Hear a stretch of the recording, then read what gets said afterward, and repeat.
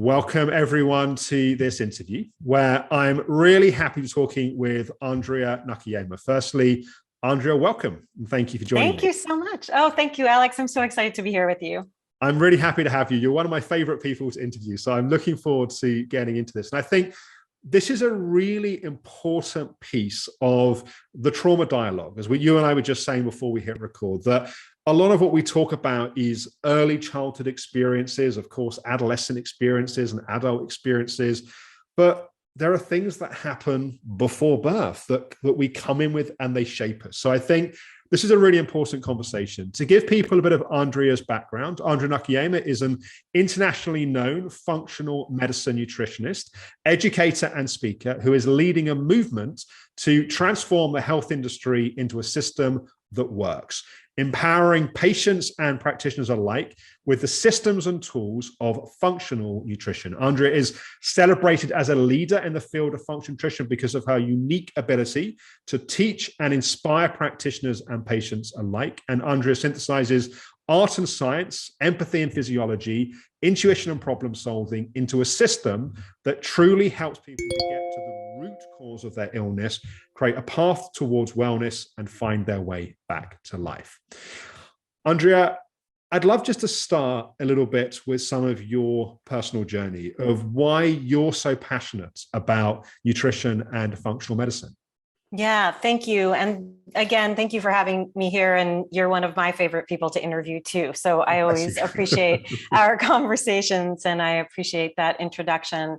My path to functional nutrition and functional medicine really came from a personal journey. And I think that's true of many of us in these alternative or integrative healing professions. And for me, that real kickoff point was when my husband, Isamu, was diagnosed with a brain tumor in April of 2000. And at the time, I was just 7 weeks pregnant with our son and really took all of my passion around health and nutrition, and it woke up a need to be looking at things in a different way. So, of course, that was a traumatic experience. We were catapulted into this new reality. There was certainly a before and after, and I can go through almost minute by minute the 14 hours that my husband was in surgery with his first craniotomy, and there was a second one. And all of the journey of living in this altered reality with his illness, with my pregnancy. He did live past his prognosis. The prognosis was 6 months. He lived 2.5 years. So we had 2.5 years of dealing with a major illness and an infant. And then, of course, his passing in 2002, being a single mom on this new journey all alone. And it really, like I said, woke me up to the need to look at things through a different lens, and also the recognition of how a patient is treated in our current medical system. So much necessary work done. Thank goodness for all those interventions. And there was something missing in the way that I found him to be treated like a diagnosis alone. So for me, that was a huge awakening. And it's been a journey since then with my own autoimmune diagnosis, working with so many other people with unknown or misdiagnosed conditions, and really being able to see where there are missing pieces in the current healthcare system. And I think those personal experiences and journeys do so much to inform, don't they, the way that we work. And I think that, one of your real contributions to our wider community is your work with the functional nutrition matrix. And of course, part of your own experience of going through those different journeys informs the point that we can't just look at health from this narrow perspective of, you've got digestive issues, so we're just going to look at giving treatment specific to that. We have to look at this whole picture. So just say a little bit about what the functional nutrition matrix is. Yeah, thank you. And I could say a lot about what the functional nutrition matrix is.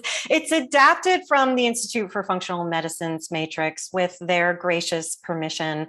And I really just took the concepts and reconfigured them a bit to be able to teach into how we all just take a big pause. Like you're saying, we're not just doing target practice when we're looking at especially chronic conditions. And that pause is around three key areas that I like to look at and see how they intersect with one another. And those are what I call the story, the soup, and the skill. And the skills, which are those interventions, the things we're going to do, have to really reflect the story of the person and where they came from and what led them to this place where they're coming to us or where you're seeking help for yourself. And the soup is our internal terrain, everything from that GI function, that digestive function, our immune and inflammatory balance, our oxidative stress, our hormones and neurohormones, 8 different nodes that we're really thinking through to say, how do all these pieces form the puzzle that is you? And when we take that time to step out of the quick fix or the fix it mode, we see the individual more clearly and we hold them in a way that really honors their entire history. Talking of which, so much of the kind of the dialogue and the intervention that we see is looking at the impacts of childhood trauma, looking at the impacts of adolescent, adult trauma. But of course, so much happens to us before we even come into this world. Say a little bit about that piece, because I think it's a massively under talked about factor it's playing a big role.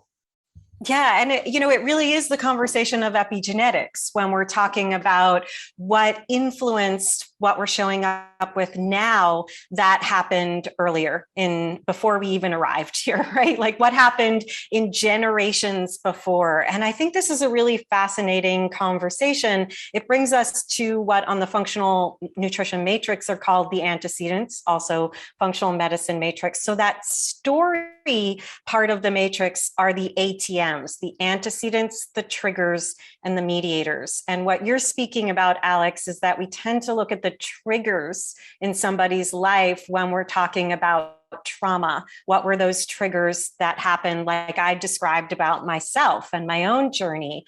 But there are also those antecedents. And I find that in functional medicine, we tend to think of the antecedents as our polymorphisms, our SNPs, our single nucleotide polymorphisms. And what's your MTHFR or your COMT or your mTOR, and we're not actually looking at what is your lineage or your ancestry or what was the condition that your mother was pregnant in. So I can look at this 2 ways. First of all, in the 1940s, there were the first investigations into how mothers who lived through famine, that impact that they were living through famine, what that impact that had on their children and moving forward. So how did famine influence birth weight? And how does birth weight correspond with health outcomes? And how can we track that? So the studies were originally done in the 1940s, and they weren't really picked up again until the 1990s,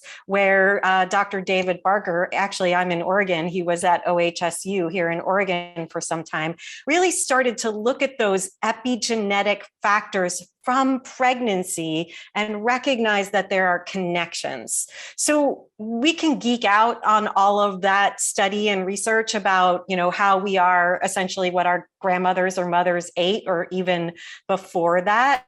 But the more interesting part of the conversation for me from a patient perspective is how we actually embrace these parts of ourselves as true to the narrative, our narrative life, instead of feeling like we have blame for all those, because we can't blame those things. Those things just are, they're just who we come with. And I think it gives us this beautiful opportunity to embrace our truth and our reality and where we came from and all the things that lead us to where we are today in this very moment. There's also something that I think can be very beautiful about recognizing lineage and recognizing our ancestors and the impacts of that, right? And I think almost whatever someone's background, whether it's a background of great privilege or a background of great poverty, there's often a lot of shame and a lot of judgment. And there's something about going, I love the way that you put it, that it just is. It's not right, it's not wrong, it's not good, it's not bad. It's just, that's the experiences. And yet, if we don't bring that into our healing journey, we are negating a really important piece. Yes. And I think, and this relates to your work, Alex, how we're kind of rewiring the neural networks when we have that level of acceptance about who we are and what brought us here. And we can see all the threads together. And for me, the opportunity in the Matrix is to rewrite our story. So even though I'm teaching practitioners to use it, there are such huge benefits in us as patients being able to step out of the pain of the moment, the trauma of the moment that we're in, and get a little bit of that distance, if we can, to see more broadly. And that helps us to embrace some of the things that we may have disassociated from, again, going back to our ancestry. And we can look at this in relation to race, gender, ethnicity. I'm Jewish, so like, what is that history through time leave imprinted in me, in my thoughts, in my body's response to itself, to my genes? How does all of that manifest? And I just think, again, it allows us a little bit of that distancing and acceptance, and that provides us with a path forward. Yes. And of course, there's also different pieces to this, isn't there? There's the piece of what's in our genetics, like we've inherited from our ancestors in that way. There's then the experiences we had in utero, like we already had the genetics, but the state of our mother and our early holding environments. And like, one of the things that I had to work on a lot in my inner work was this constant sense of the world not being safe. And the realization that in utero, my mom was divorcing my dad, and she felt under threat and she felt in danger. And there was a sense of, I'm going to have a second child, and how am I going to support them? And realizing that and making sense of that suddenly explains so much of all of this, like, what is this endless kind of sense of like the world not being safe? And somehow naming it and working with it had a really big impact then of being able to actually find that place. So maybe it's helpful to say a bit about the different places we can be impacted from ancestors, from in utero to even birth trauma. Yes. Yeah. And I have to say, in response to you sharing your story, I think a lot about my own story and also my son's story, because he's 21. But when I was pregnant with him, I was, in essence, and I'm always shameful in saying this, negotiating away his life. I was telling myself, I only get to have one, and I'm not attached to the 7-week-old embryo at this point. So let it be my husband, let him survive, let him survive. I was telling myself this, and it played out in my birth. Actually, I gave birth at home in San Francisco at the time, but I had to transfer to the hospital because the placenta wouldn't deliver. And it was very fractured. When they took it out, the connection wasn't strong with the placenta. Now, he was determined to come, that boy, that son of mine, and he doesn't seem to have residual issues. I'm watching this lovely,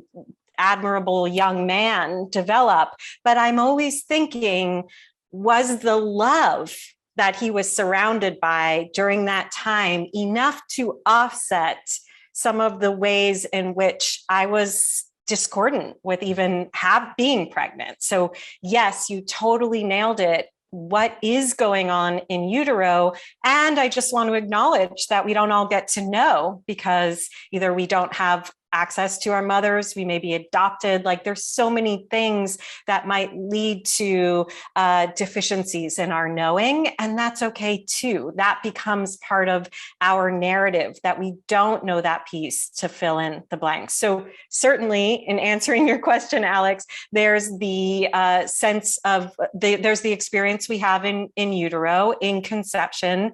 Going back, yes, we have the genes of our ancestors, but we also have their lived and life experiences that are the epigenetic factors that influence us as well, because those genes may be expressed because of their experience. So, you know, the epigenetics are the factors that bathe our genes and are really influenced by all the functional nutrition, good stuff, the food, the movement, the environment, the mindset.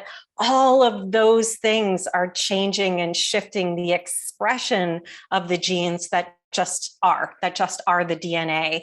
But that comes through time and is impacted throughout that history and ancestry that we experience. So all of it, all the way up till birth, and then even gender assignment, these things are a huge part of who we are, how we arrive here, and what that means for us. And then we start this next path forward of immunizations and antibiotics and illnesses and potential adverse childhood experiences. But like we come in with some of that potential trauma already in place. Yeah. I think though, there's another really important point you're making, is that as much as we come in with those genetics, with that programming, it's not a guarantee of how the rest of our life is going to be. And I think sometimes people think, well, that illness is genetic, therefore there's nothing I can do about it. And I know that an enormous part of your body of work is how do we change that pathway? So maybe for those that have kind of been brought up with this idea that genetics equals destiny, let's just say a bit about how much we can influence and change whatever it is that we come in with. Yeah, huge opportunities. I mean, the realm of epigenetics is really the realm of sort of self-mastery in a certain way. And I don't want to make it like it's so overwhelming, because we actually have influence over our cells, you know, pretty regularly. Cells are turning over pretty regularly.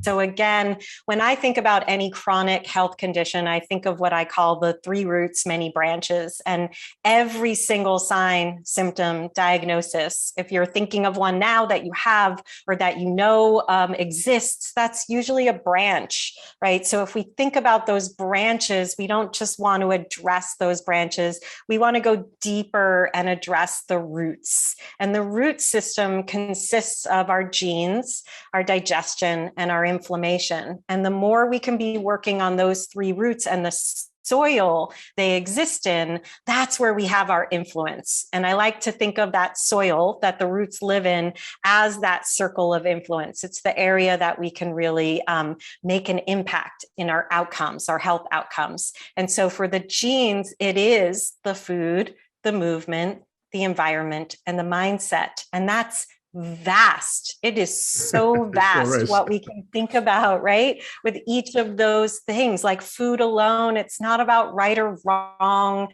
It's not about being a perfectionist. It's about thinking about quality and quantity and diversity and timing as it relates to you, not as it relates to some dogma that's out on Instagram, but as it relates to you and your needs. And so there's really a lot we can just start playing with that, again, I believe helps us to write our personal narrative, because this is really about finding our journey, this being health, I guess. I mean, I really believe that we are all on our own journey and we might need guidance and support, but it comes back to some of these non-negotiables in life, these understandings of where are there deficiencies for me, and those deficiencies, sure, they may be in nutrients, but they may be in joy or love or support or connection or being heard or hydrochloric acid in your stomach. And there's so many different ways we can come in and look at how we actually achieve optimal health and wellness given what we've experienced before we got here, throughout our lifespan, to get to this moment right now. Yeah. And I want to just amplify a point that you just made that I think is really important around this personalized approach. Because I think a lot of people, perhaps that are watching this, that have dabbled a little bit with functional medicine, might have read a book which says this is the diet that everyone should be on, or they've seen a particular practitioner that's using a particular methodology that this is the supplement protocol everyone should be on. And you're making a point that it's much more complex than that. Yeah, we are gloriously much more complex than that, right? I mean, I like the way you framed that as a positive. It's such a, I think we want to embrace our individuality, and at the same time, we're so willing to give it away for some promise of what can happen for us. And I was just remarking to a friend today how tired I am of like Instagram battles around different ways of healing or viewing the body. Like it's all right. It's all right, like literally in every sense of that word. And I think when it's most all right is when we kind of take the time to say, what works for me? And how do I not make my treatment part of my trauma story as well? Because it really can be when we're not embracing ourselves and when our practitioners aren't embracing the truth of the individual.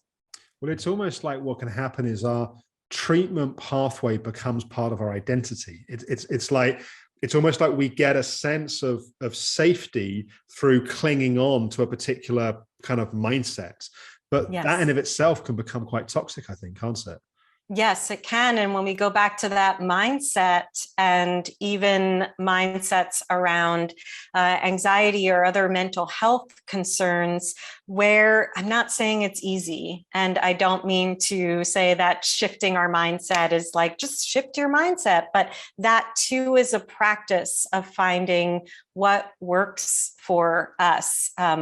Stress and trauma are a part of life, and we never know what's going to be thrown at us and in what way our nervous system is going to respond. And I'm not saying I have it all figured out, or that I have it all figured out for the people I teach or the clients that we see, but that tuning in, I try to be really present with like, where does my nervous system start? Like it's on fire, and I'm looking then, what am I doing? What are my support mechanisms or people or practices that I can start to look at why I'm responding in this way? And where is that rooted? Where is that rooted? And how can I actually start to shift the mindset for myself in small and incremental ways? I think that's so important. And actually, I want to bring another piece a bit more in as well that you've touched on around using the matrix as a way of offering trauma-informed care, as opposed to just getting sort of pulled down the pathway of just looking at kind of food or movement. Say a bit about how that can help us work in a trauma-informed way. Yeah, I'm so glad you asked that question, because I really believe that we as practitioners need to stop and assess. And in the way that I teach functional nutrition, it's so much about the assessment and the assessment tools before we even make a recommendation. And this is very hard for the practitioners I teach to adopt, because they think their value comes in giving advice, having the treatment protocol. That's where their value is. So they worry that spending the time in the assessment is not going to be a good reflection of them.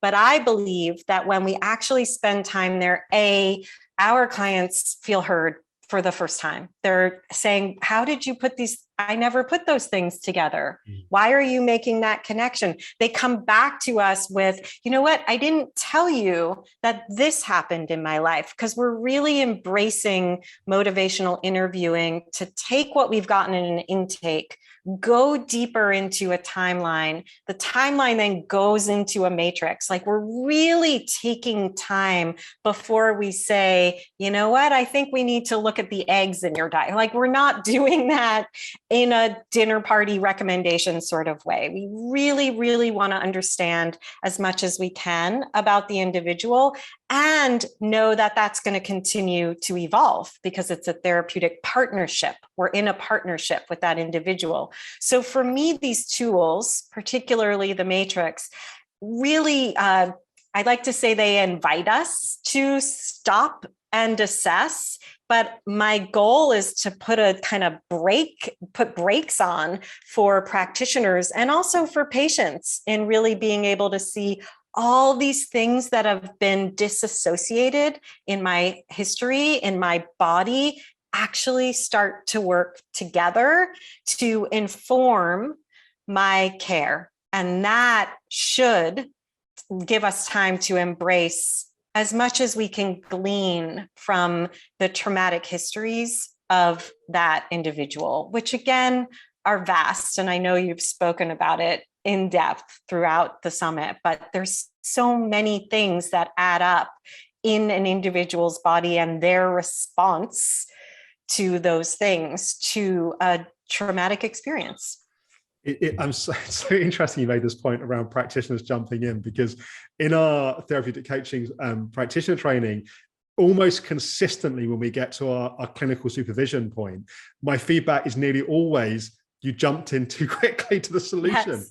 But I like the way that you framed it, that it's because people, they think that's the value. The value is in the solution. But I totally agree that the real value is in the diagnostic piece, because the solution is actually often not hard. The bit that's really challenging is to see all of these bits and pieces and to find the right sequence and the right pieces to work with. And it's to also think about the patients. I think from the patient perspective, it's sometimes challenging when you go and see a practitioner and you walk away feeling, oh, I didn't tell them about that, and they didn't seem to listen to that bit. That often leaves people feeling more anxious that they're not on the right path, right?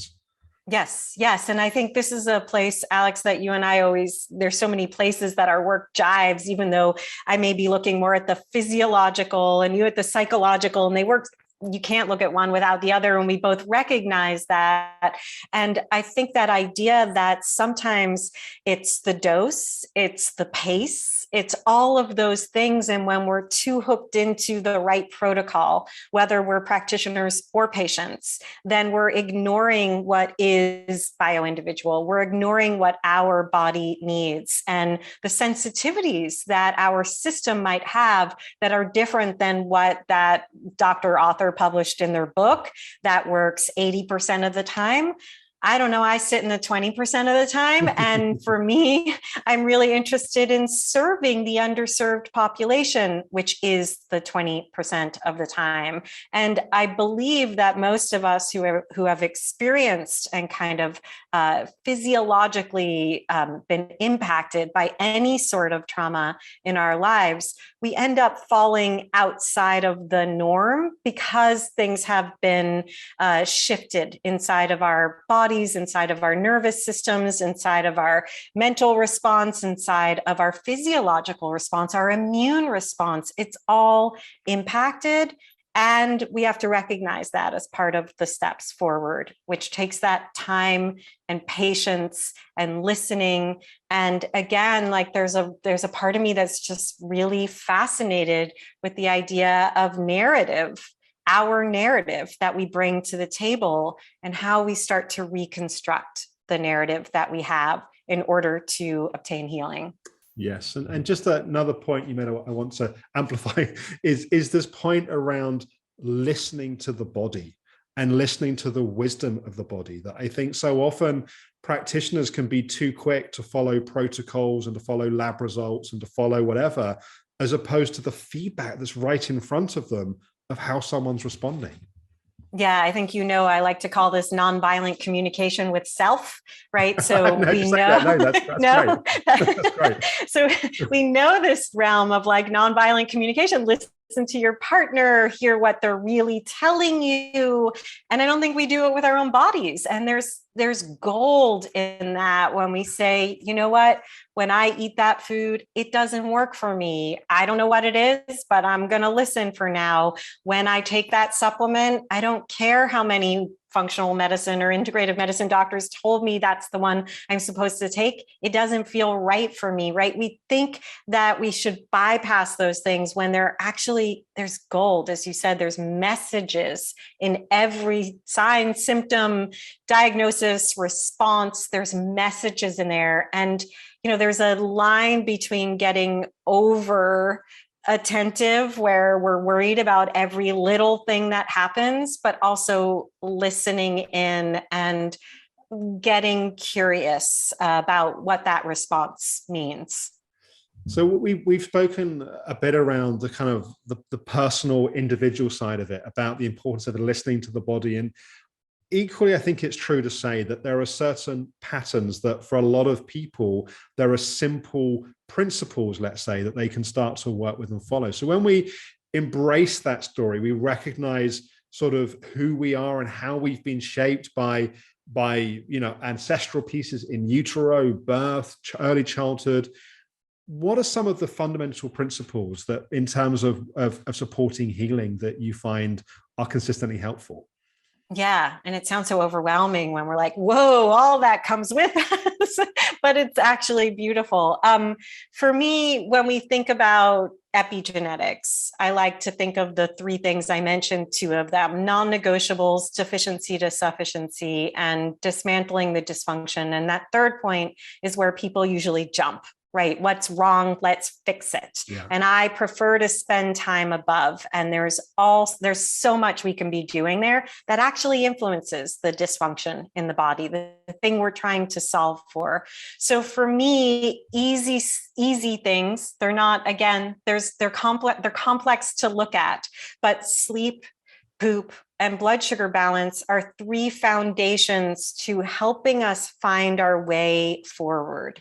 And if we don't have those as a cornerstone, it's hard to move forward and address any of the situations in the body that are also informed by the traumas that we've experienced. So even focusing on sleep and really taking some time to be curious and getting guidance if you need it, it really does support the entire nervous system coming into that parasympathetic state that you speak so beautifully about.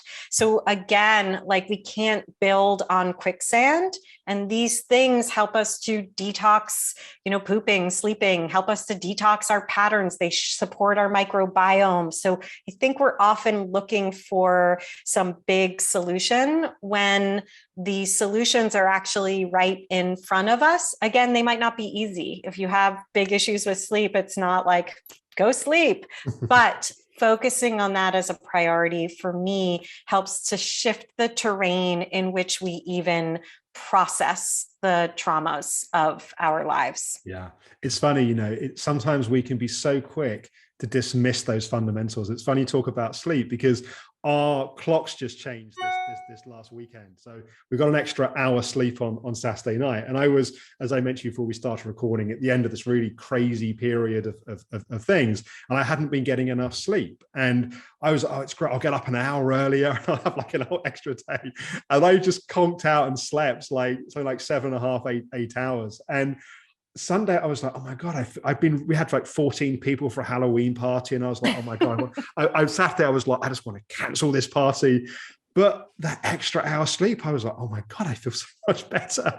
Exactly. It's so easy to forget how important those fundamentals actually are. Yeah. And where we have to back it up. Like, what might we have to weigh in the risk reward of things to say, if we don't get that hour, we only get that once a year. Where do we get that hour on the other side, right? That's not a great habit, is it? Once a year, I get that extra hour. Yeah, where do we get it on?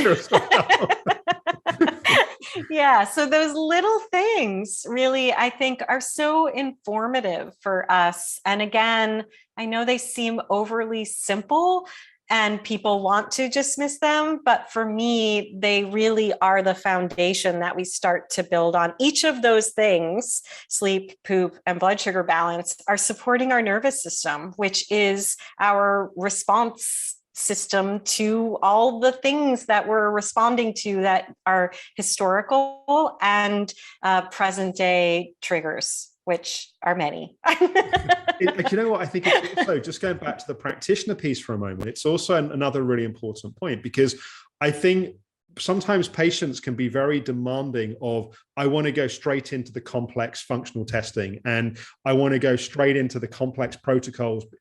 But we're quite rigorous in our clinic around, we won't go there until we have fundamentals in place, because a lot of people are served much more than they realize by fundamentals, and often totally advanced stuff often doesn't work as well without the fundamentals. Exactly. So it's interesting though, isn't it? Because people want to go to the complex before working on the simple. Yes. And those simples, as you said, can be the thing that shifts the complex. I mean, we see it all the time in our clinic, that the thing people the things that people don't want to focus on are actually the thing that actually brings resolution. They don't even have to do that next stage intervention. And I'm not saying there isn't a place for the intervention, but this is where I see the gaps in our current medical systems, all of them, that there isn't enough focus on these diet and lifestyle modifications. And again, not in keeping with some standardized protocol, but in keeping with what's true for each individual. And, I'm working with a group right now, actually a group of transgender practitioners, looking at how does functional nutrition, if it can, serve this population. That's really where my curiosity lies. I'm also working with a group of military veterans. Like, how can this modality serve these populations who have experienced more trauma of all different sorts? Like, what's our way in when we're talking about potentially complex issues? If we talk about trauma, Alex, in general, the trauma these days around the body for women and around dysmorphia and diets, like there's a lot of trauma right there. So it's complicated to be a nutritionist in this conversation, because we are talking about food changes. And what I have to recognize is sometimes we're not even starting with food. There's so many other ways that we bring nutrition to the body through sleep, through meditation. We know this now. The research shows us that the body gets nourished in other ways. And so sometimes the food conversation isn't the first way in because of histories with disordered eating, dysmorphia, whatever it might be. It's pretty complex these days. So what I'm finding is that there is a way that we have to fill this gap where there's a lot of distrust in the medical system because somebody hasn't been seen or heard as a whole. And there's other ways into delivering care that are more, as you said, trauma informed, that are more safe, that aren't rushing ahead, and that are holding the reality of how we actually move forward. With one of those groups, it's taken me 9 months to even get to the place that we can start talking about interventions. It took developing trust. It took really showing up as an advocate and an ally, not self-proclaimed. And I still don't know the way in. And I have to be willing to not know and to be in the seat of the recipient learning, as opposed to always showing up like I have the answers. And that's a gift to me as a practitioner. I love every minute of it because it puts me out of my comfort zone in knowing how to deliver care. And that's, I think, where we should be with each and every client or patient, because what they bring is the unknown, always. I love that you're doing that work. And I think it's also, it's somehow the more humility we have and the more we put ourselves in the place of being out of our comfort zone and being honest that that's where we are, that's where we really get to grow and learn, right? Yes, absolutely. And recognize that there are experiences, life experiences, lived experiences that we may not, as practitioners, be able to know in our very own body. We might not be able to relate to it, but how is it that we make room and space to hear, understand, and hold it as part of the recommendations and the protocols that we're bringing forward? I'm anti-protocol, but when we're thinking about what are the interventions, what are the recommendations, how do I ensure that it's supportive of who I'm speaking to? And I'm not going to know all the answers. I'm going to make mistakes. I'm going to be in, it's kind of fascinating to me, Alex, because science and medicine, but particularly science, is about always living in the unknown, always proving ourselves wrong. And yet somehow we've gotten into a place where we have to know the answers in medicine and in healthcare. And that's a really curious irony to me. Yeah. It's a dangerous place, isn't it? It is. It is. Yeah. Yeah. Andrea, we could talk all day, but I'm mindful of time. For people that want to find out more about you and your work, what's the best way to do that? And what's some of what they can find? Yes. So thank you for asking. You can always find out more at fxnutrition.com.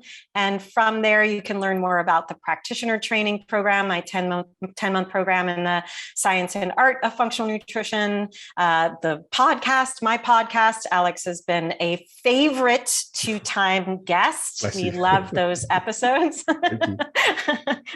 And anything else, my blog and other resources are over there. So fxnutrition.com will lead you to all those different places. Fantastic. Andrea, thank you so much for your time. It's always such a joy to spend time together. Thank you. Thank you so much, Alex.